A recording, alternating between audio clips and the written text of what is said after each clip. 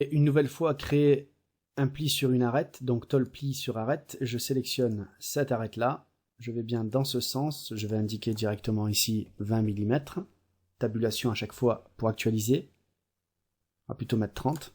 J'active encore une fois le profil de la tôle pliée, je déplace cette arête, je prends l'outil cotation, et je vais coter la distance entre ce segment et ce point, 15 mm, la hauteur de mon pli, 25, et je clique sur terminer. On constate assez facilement que SolidWorks a encore généré un grugeage de type déchirure.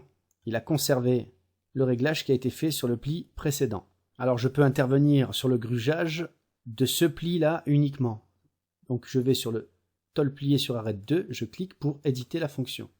Je retrouve ici donc le grugeage personnalisé. Pour ce pli là, j'active la boîte, je suis bien en déchirure et j'ai deux options, découpe et prolonger. En prolongeant, si je valide, ce n'est pas du tout la même chose. Voyons sous un autre angle ce fameux grugeage. Je réédite une nouvelle fois le tôle plié sur arête 2, clic gauche, éditer la fonction, et je vais changer le grugeage en arrondi. Le ratio, je vais mettre un ratio de 1 et je valide.